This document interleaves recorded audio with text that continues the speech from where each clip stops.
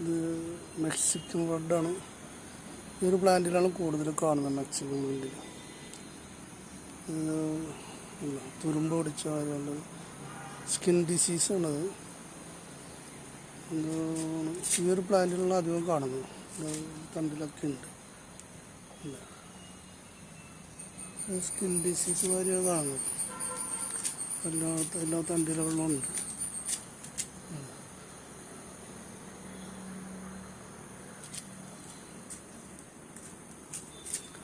ഇതിന് ഷുറുക്ക് ഞാൻ പ്ലാൻ ഇത് ചെയ്ത് നോക്കി. അപ്പോൾ അത് കുറവുണ്ട്, പോകുന്നുണ്ട്. ഇങ്ങനെ അടുത്തിക്കളഞ്ഞാൽ പോകുന്നത് തൊലിയിൽ സ്കിന്നിൽ മാത്രമാണ് കാണുള്ളൂ. ഉണ്ട് ഇങ്ങനെ അടുത്ത് കഴിഞ്ഞാൽ പോകണുണ്ട്.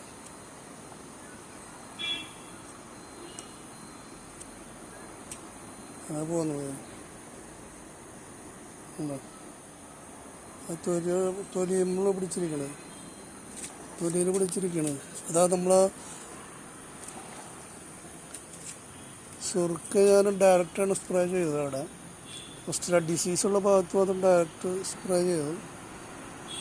പിന്നെ വെള്ളം വെള്ളം ചേർത്തിട്ട് മൊത്തത്തിലൊന്ന് സ്പ്രേ അടിച്ചു. ഡിസീസ്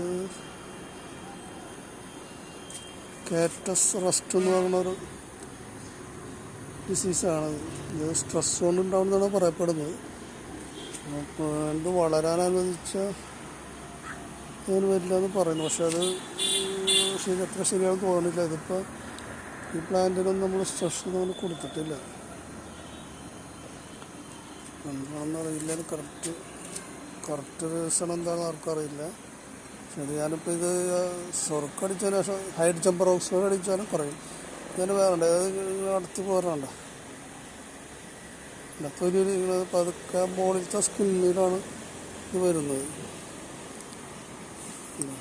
ഇങ്ങനെ നടന്ന് പോരാണ്ട്, പറ്റടന്ന് പോരണ പോലെ നമ്മുടെ മുറിവൊക്കെ ഉണ്ടെങ്കിൽ പറ്റടന്ന് പോരണ പോലെ കടന്നു പോകണണ്ട.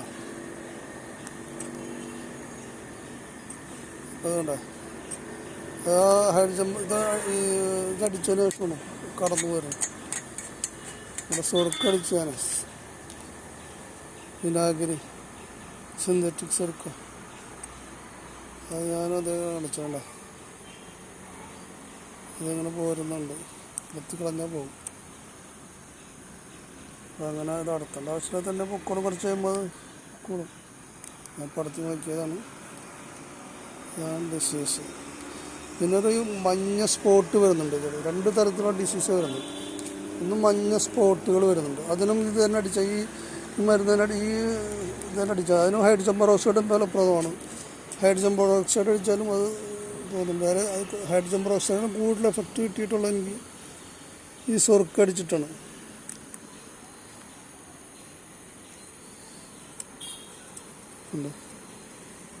കടന്നു പോകണം.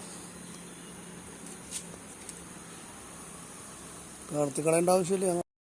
അത് വേറെ കുഴപ്പമില്ലാതുകൊണ്ട്. പക്ഷെ കാണുമ്പോൾ ഒരു വൃത്തിയില്ലല്ലോ. അതെല്ലാം പ്ലാന്റിന് വീട്ടിനെ ബാധിക്കാൻ സാധ്യതയുണ്ട്. എന്തായാലും ഇപ്പോൾ മഴക്കാലത്താണ് അത് കണ്ടു തുടങ്ങിയത്.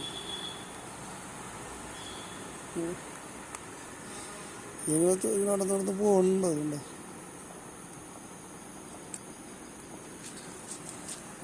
അപ്പോൾ ഞാൻ ഷുറുക്കടിച്ചാൽ കഴിഞ്ഞാൽ പെട്ടെന്ന് പോകുന്നുണ്ട്. ഷുറുക്ക് ഒരു ആൻറ്റി ബാക്ടീരിയ തന്നെയാണ് സാധനം. ആൻറ്റി ഫംഗൽ ഒക്കെയാണ്. അപ്പോൾ അത് വേണം, പോയ്സണും അല്ലല്ലോ. ഷുറുക്കൊക്കെ നമ്മൾ ഉപയോഗിക്കുന്ന സാധനം. അപ്പോൾ നമുക്ക് ധൈര്യമായിട്ട് നമുക്ക് സ്പ്രേ ചെയ്യാം. അതുപോലെ ഹൈഡ്രജൻ പെറോക്സൈഡും കുഴപ്പമില്ല. മറ്റൊരു ഫംഗിസൈഡും ഞാനിവിടെ ഉപയോഗിക്കാറില്ല. ഇതുവരെ ഉപയോഗിച്ചിട്ടില്ല. വേറെ ഒരു ഫംഗിസൈഡ് ഉപയോഗിച്ചിട്ടില്ല. അങ്ങനെ എന്തെങ്കിലും ഡിസീസ് വന്നാൽ അതുപോലെ മറ്റേ ഇങ്ങനെ ചീയണമാതിരിയുള്ള ഫംഗസ് ഉണ്ടല്ലോ, ചീയുന്ന മാതിരി തണ്ട് ചീഞ്ഞോണം, അതിന് ഞാൻ ഹൈഡ്രജൻ പെറോക്സൈഡ് അടിക്കാറ്.